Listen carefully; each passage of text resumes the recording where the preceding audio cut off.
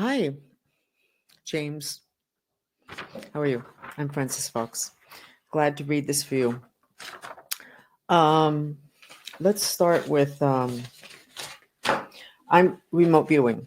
My intention is to get the information that's the most important, which might not necessarily mean the information that you want. I have a protocol, a training that's super strong. Okay, I'm assuming that this figure is this figure, but it doesn't really matter. As I said to you yesterday, these beings of 7 feet tall are aliens. They came to this planet several times to see if they could breed with humans that were already on this planet, even though, in my opinion, we are all originally not from here. But the humans that were here, it didn't work. And there, as I said yesterday, there were nutritional issues.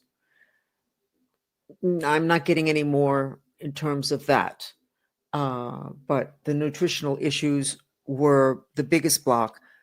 They also didn't quite like what was going on the planet, as they could see that there was an accumulation. No, there was a separation of the energies on this planet between light and dark. It wasn't mixing well, like oil and water. And they understood that in the future that separation would max out and that there would be a big blow up. And so part of the decision of not continuing those systematic visits to planet Earth to create a new breed by breeding with Earthlings had to do with what they felt was going to happen in the future, which I have to assume is that battle between light and dark that is now maxed out. Okay, this obviously is a systematic burial system. But I believe that this same thing is reproduced over here and reproduced over here. So you have 3 sections. Whether you found them or not, doesn't. I read what it is that I read. And then many times later on, it's found out that what I said was accurate. But it doesn't really matter whether you found that or not. This has to do with an entering and an exiting, having to do with the underworld.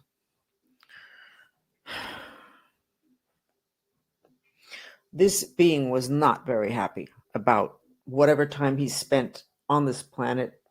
He did not like the vibe, the frequency of this planet. He felt there was too much victimization. It was like there was limited power. The people that lived on this planet had limited power. And I feel that he was from a place where they understood how to create instantly. Therefore, compared to this planet, they were very powerful. He didn't like how his powers got diminished here.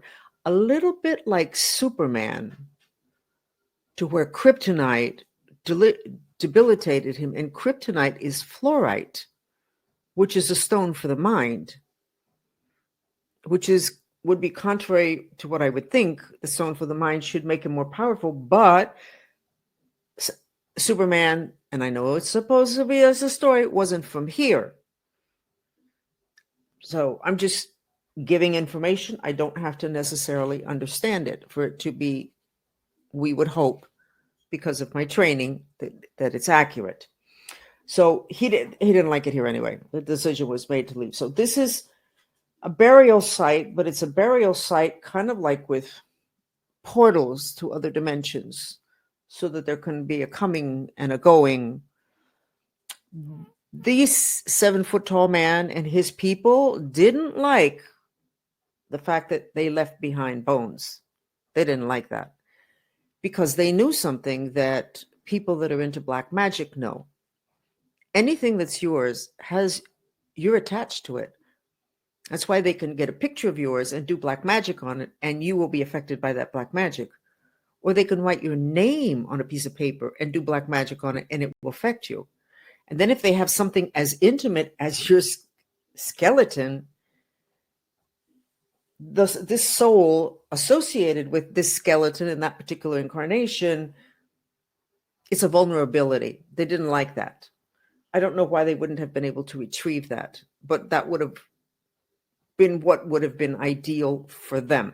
Anyway, this is a portal. And this same thing is over here, and it's over here. And there you got your trilogy, which I'm not real familiar with what's that symbolic of Father, Son, and the Holy Ghost. I have no idea.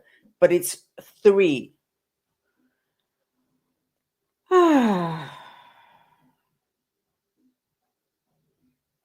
kind of like created like a little society. Okay, I'm assuming these are bones also, I don't know. But they created like a little society here for his spirit. He was honored by the earthlings that were here, because when he came, there were earthlings, and then he came from someplace else. So they were honoring him, and they left him other spirits to relate to, maybe even things to do.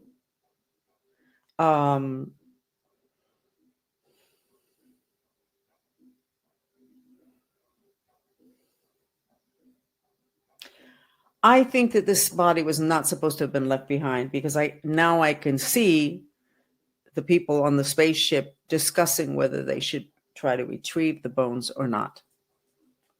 So would not be surprising to me if, even though there might have at some point been a lot of them that landed at the same time or in familiar times to do this inbreeding or this breeding program, you wouldn't have found a lot of bones, because those people did not like to leave a part of them behind. And it wasn't that they were trying to erase any evidence. That to them, they weren't doing anything wrong. Like a new species of pineapple. Pineapple has seeds. Get seeds and you plant them someplace else and see what a different type of pineapple grows in different soil. It's kind of that kind of attitude. They just understood the energetic connection between the soul and something physical, the same thing as the Egyptians understood that. Let's see if there's anything else I can give you from here. In other words, this whole burial thing, this was not a burial that was done by the 7 feet tall people. It was done by regular earth people, to kind of satisfy this. What did they consider? They knew that he came from the stars. They knew that he was important. They were a little bit afraid of him. Not a frequency match in terms of energy with earth beings. So it wasn't like our hearts are open and we welcome you as our God or whatever. It was, there was fear, but not fear because this particular or any of these 7 feet people did purposely something wrong, but simply it wasn't a frequency. These people were not a frequency match for planet Earth. And when my nose starts to do this, it means that I'm touching information that certain spirits would prefer that I not talk about, touch, discover, etc. So all of a sudden, my nose is bothering me. Not really anything else interesting to me. He didn't really want to be here. He did not really want to be here. So I'm going to go and bring my statue, which I told you the story about yesterday, but I want to document it for you so that you can refer back to it. So give me a second, okay?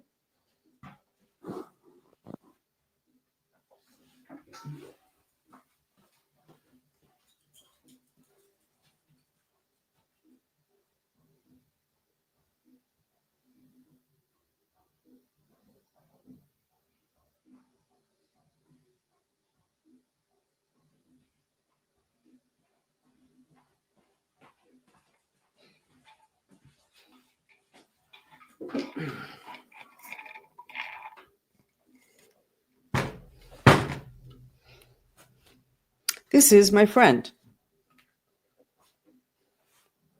This is a statue that my sister found hanging from this hook in a wall of a house that she bought in foreclosure. And she could tell that there was a spirit that came with it, because when she went to bed that night, when she had this at her home, she could feel it. And she called me very late at night and said, please tell me what's going on in my house. And I said, I see a very tall spirit with a lance on your cocktail table in front of your TV set. And he's kind of like looking at the food, kind of like he's almost going to eat the food. And she said, oh, yeah, we didn't pick up the plates after we watched television, but I'm going to throw that thing away. And I said, what thing? And she said, oh, there's this statue. So I said, don't throw it away, put it outside. I'll pick it up in the morning. I actually didn't pick it up. Her son worked for the Miami Museum of Science, and he took it there. And the curator said that it was about 2,000 years old, and it was part of a burial site from Peru. I think these statues have a name. When I got it, that smile on his face now was a grimace. He was scary. I would show it to people, or they would see it at my house and would go, oh my God, get that out of here. And after months, the face changed. But that spirit came home. Okay, there was a spirit attached to this statue. I remote viewed the issue, what the statue was, what we needed to know about the statue. This statue was attached to a burial of an important person. When that person died, they took a soldier, warrior person, killed the person, killed the physical body, and attached the astral spirit to the statue and gave it the instructions to protect this rich person, an important person. So for 2,000 years, this statue had attached to it a being that had one intention. The same way they say in the Christians, the Catholics, that the devil gets lost souls and tells them to do stuff. And they can do that same thing for 3,000 years because those are the walking papers. Those are the instructions. This is what you do, and that's it. So I take this home, and I have security issues because of being a psychic spy, mind control victim, whatever, trying to get my freedom from the government, whatever. So I take this home, and about a year after having it home, the face changed literally to where it's not grimacing. And I get home one day, and this spirit is standing on top of my dining room table looking into the lamp. And I was like, what on earth is he doing? He was looking for listening devices. Now, I've always been controlled. Not surprising that my apartment would have been full of all sorts of electronics to control me, to supervise me, etc. They would have considered it supervising me. But this statue, the spirit, was from 2,000 years ago when there were no electronics. But there we go with the law of intention. The law of intention creates reality. His intention, the spirit that was attached to this, was to protect the owner. And at this point, I was the owner. So updating automatically what it is he would have to look for, which would have been, makes sense, electronic devices that would have been supervising me. So I'm not sure exactly how I'm going to do this, but at some point I'm going to do a video for you and for all of your friends, anybody you want to give it to, explaining, this is my dog, the multiplicity of human beings, how you are a human with one physical body, but you have an astral body, which is your spirit. When your physical body dies, the rest of you, your mental body, causal body, astral body, etheric body, doesn't die. Society today is really behind on that, especially in this country. And unless you widen your lens, I have to say that all of you are looking in the wrong place for the information you're looking for. As soon as you widen your lens and you understand that the physical body that we humans have is our vehicle for this dimension, for this incarnation, and that those that come in on spaceships don't have a presence on the physical dimension. They don't have a body like we have. And if they have one, it can be totally different from ours, or they can simply come to this planet and not have a presence on the physical dimension. Whenever you can get to that, when you can widen your lens and know a little bit more, and it's not that much more about the other dimensions and the bodies, you will be able to get more information about the aliens. When the aliens show up, they're not going to show up looking like this. unless they want to do what is called a possession, which is to get our spirit to be kicked out and insert their spirit inside here. And then they look like a human being, because on the physical dimension, they do have this vehicle, this body, but what's inside, which is the driver, is a spirit from someplace else. We're getting more of that. And they're called zombies. And the ones today are very different than the ones previously in other times of history, because the spirit that is coming in is a galactic type spirit. But I'm not going to get into that. But I'm going to do something to explain the bodies. And that way, I think it will really get you fast forward, because these bodies are worked with in all major civilizations, and including all medicines on the planet. The only medicine on the planet, the medical system on the planet, which is, by the way, rated the worst among 17 most developed countries, modern medicine is the worst, the most expensive, and the worst in terms of effectiveness. It's the only one that doesn't take care of the spirit of the person. It's the only one that doesn't believe in spirits. And the oldest medicine, which is shamanism, and then you got Chinese medicine 2,000 years ago, and Ayurveda 5,000 years ago, they do know you have a spirit. They do know about the balance of the elements, and they're much more effective. And they can all create magic, which modern medicine cannot. So I hope this helps you, James. If you have any other questions about these men, but I think the most important thing is that they came, they tried something, it didn't work. There was nutritional issues. Doesn't seem that interesting because I'm not getting more. And they decided they didn't need to come back, but they were not happy that they left something that was a part of them here on planet Earth that could be used against them. Okay, so that's it. Sending this to you now. Bye. By the way, I do have a university degree in political science, and I ran a very successful business that was one of the top 7 in a field that had 12,000 businesses that were kind of similar. And I ran it for 30 years. And I'm not a flake. And I think that's kind of important, because when you do what it is that I do, people think that you're kind of a little bit out of it. And, you really don't understand the importance of being able to pay your bills and the physical dimension and all the rest of that. That is not the case. I have a foot in both worlds, which is actually kind of neat.